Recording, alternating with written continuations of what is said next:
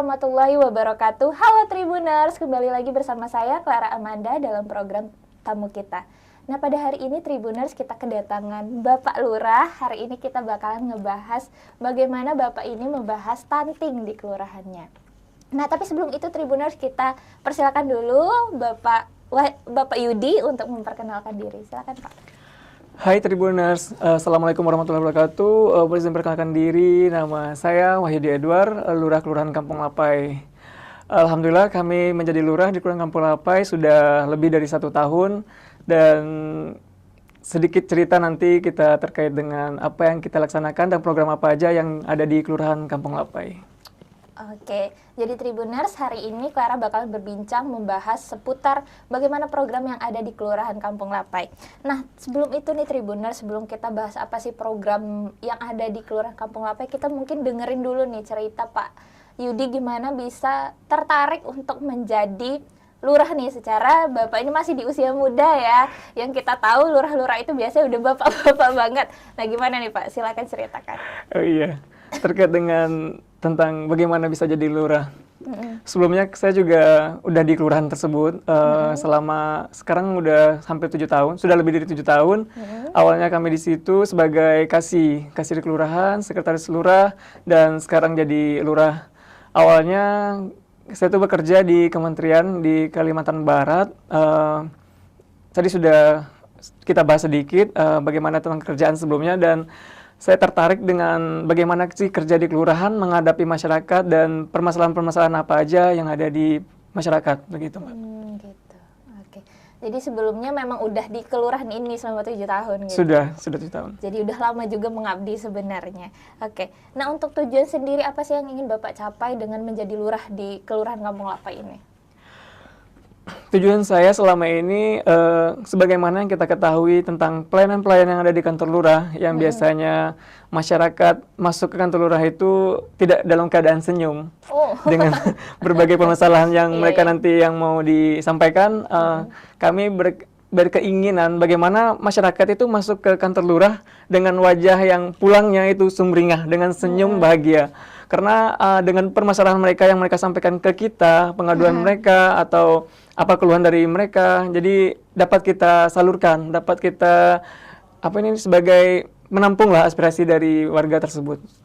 Oke, jadi yang awalnya pengen dirubah itu yang awalnya masuknya cemberut gitu kan, keluarnya jadi senyum, senang gitu karena urusannya terselesaikan ternyata nih setelah ketemu Pak Lurah gitu.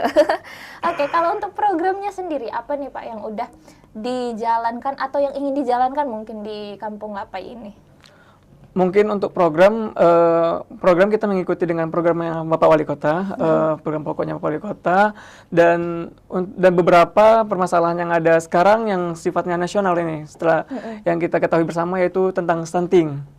Dan berbagai macam cara kita sudah laksanakan untuk kegiatan untuk stunting di Kelurahan Kampung Lapai, khususnya dengan yaitu yang pertama itu Dasyat, Dapur Sehat Atasi Stunting, Balancing bersama Lapai kita atasi stunting, dan ada beberapa program lainnya yang kita dapatkan. Yang baru-baru ini Mbak, kita juga mau cerita sedikit terkait dengan edukasi yang kita lakukan kepada orang tua stunting melalui Kemenak. Oke. Jadi sekarang Kemenak udah concern juga ke stunting ya? Iya, sudah. Kita melalui Kemenak mengadakan sosialisasi bagaimana sih kiat-kiat kita bisa Kampung Lapai itu zero stunting. Dan untuk 2024 insya Allah jika dilancarkan ke depannya, kita mau concern kepada untuk pembuatan TPA, tempat penitipan anak, khusus anak stunting. Tapi dalam waktu dekat kita juga mau mencari untuk donaturnya Mbak, karena untuk kegiatan tersebut kita juga butuh pekerjaannya, butuh anggaran snacknya pasti, karena kita membuat anak-anak itu senyaman mungkin di tempat tersebut kayak gitu. Kita juga butuh donatur lah dari masyarakat yang memiliki keuangan yang lumayan lebih, jadi kita bisa salurkan melalui kegiatan ini kayak gitu. Oke, Jadi Tribuners, ini ada suatu program nih yang akan dicanangkan ke depannya terkait pembuatan TPA ya. Jadi buat Tribuners mungkin yang juga memiliki concern yang sama untuk memberantas stunting, itu bisa kali langsung dihubungi bapaknya ya. Siap, boleh.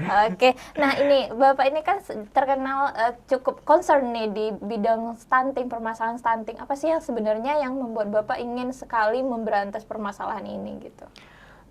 Sebelumnya saya juga tersentuh karena ada stunting ini. Kita kan juga punya anak, Mbak, di rumah. Jadi anak yang umur 2 tahun, umur sampai 5 tahun, kita kan punya anak 2. Jadi untuk stunting tersebut, kan saya juga pernah tanyakan ke bagian kesehatan, bagaimana itu apa sih yang dinamakan dengan stunting? Gangguan tumbuh kembang anak itu di bawah umur 2 tahun. Iya.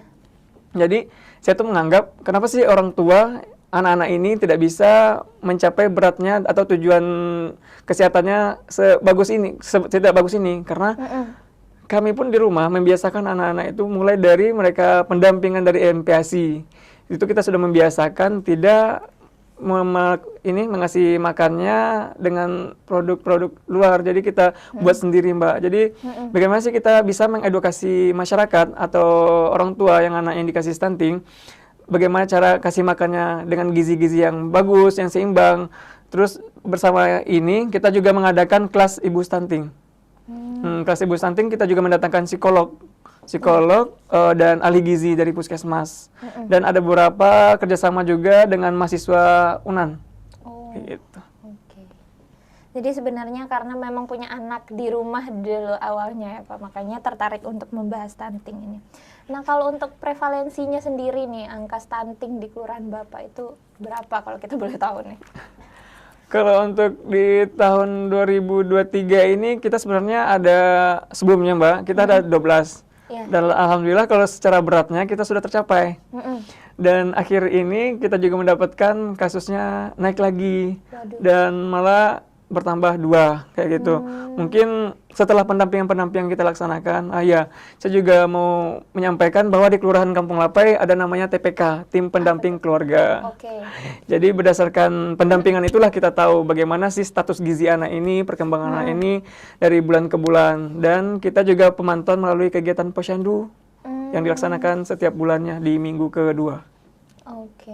Nah, itu apa namanya? Kalau itu kan tadi dari posyandu, dari TPK itu. Kalau misalkan ada nih orang-orang tua yang ternyata nggak bawa anaknya posyandu, itu tuh gimana supaya tahu nanti itu, Pak?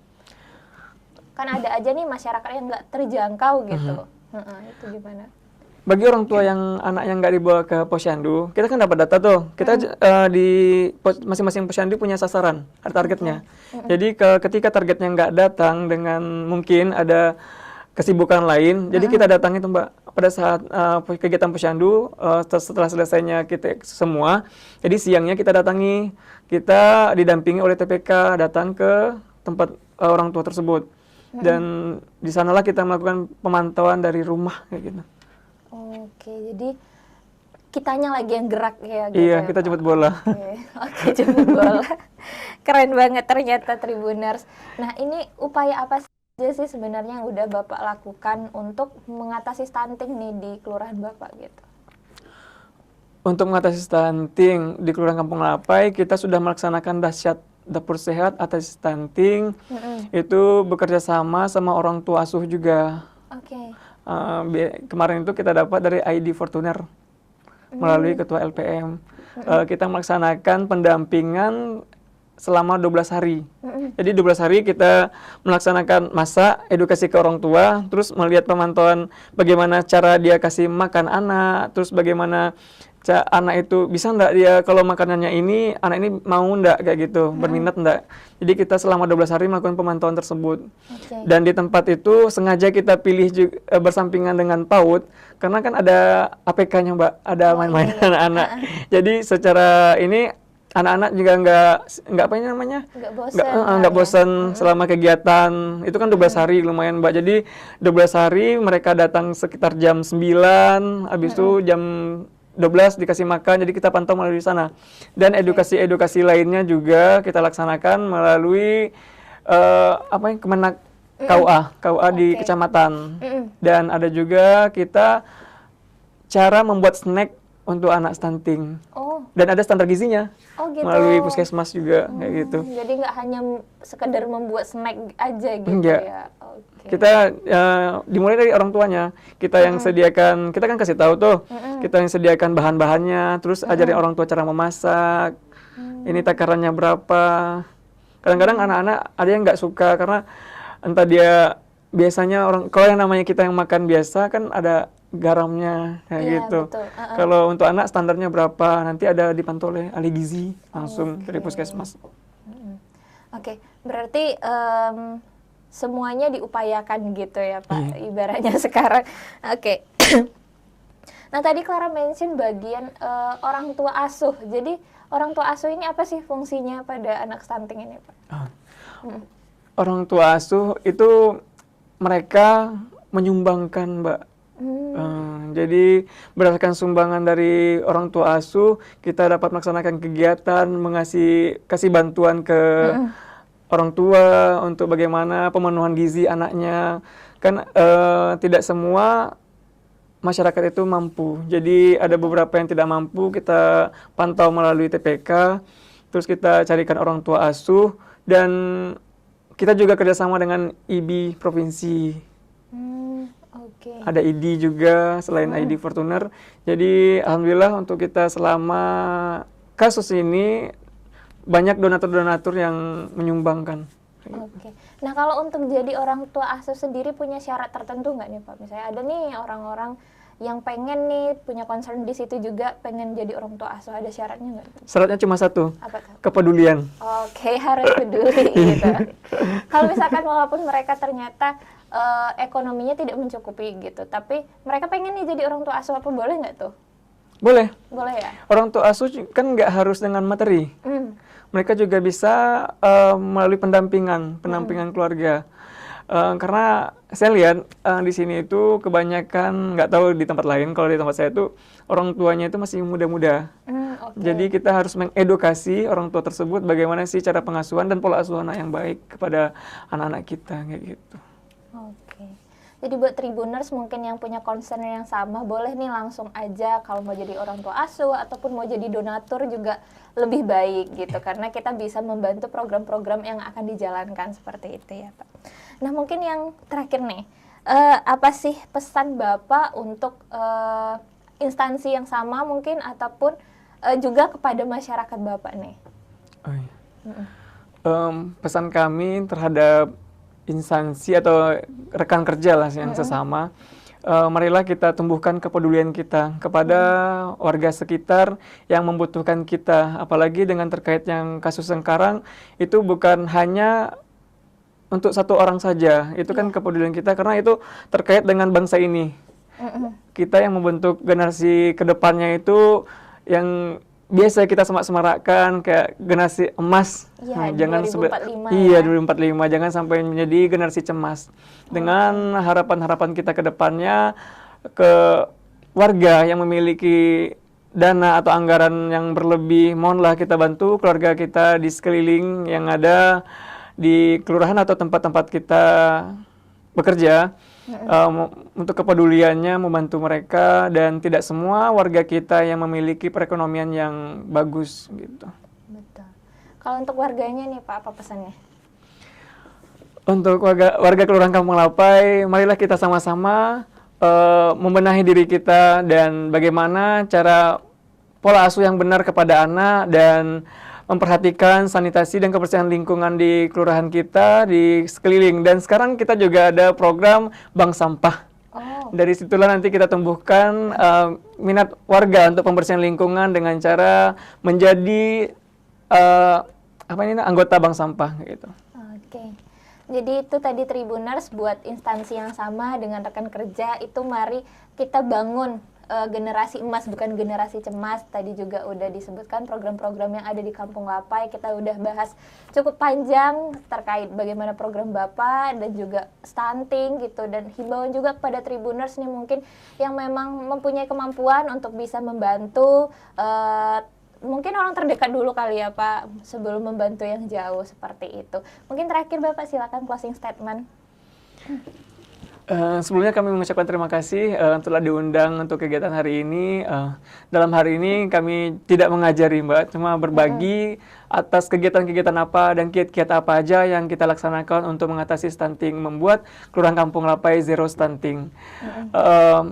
Mungkin sedikit diminta untuk kepeduliannya lah, intinya kepedulian terhadap warga sekeliling kita, bagaimana kita memperhatikan warga kita, walaupun sudah kita mempunyai tupoksi masing-masing, kita juga perlu memperhatikan warga di sekeliling kita, karena ada warga yang tidak tersentuh di kita, jadi kita bisa mencari informasi melalui yang tadi contohnya TPK, kita bisa mencari tahu tentang kegiatan atau kesehatan juga melalui TPK. Terus untuk kebersihan lingkungan mohon kita tingkatkan lagi karena cuaca sekarang sudah mulai musim hujan. Betul, cuaca mulai nggak menentu nih. Iya, jadi untuk Kelurahan Kampung Lapai kami berharap semoga makin kompak dan badun sana. Oke, badun sana. Jadi itu ya Tribuners, untuk warga Kampung Lapai nih mungkin bisa didengerin kata bapaknya. Kita karena bareng-bareng bakalan berhasil itu programnya ya Pak. Mungkin sekian Tribuners bincang-bincang kita seru pada hari ini. Semoga apa yang kita sampaikan bermanfaat untuk Tribuners di luar sana. Terima kasih. Assalamualaikum warahmatullahi wabarakatuh.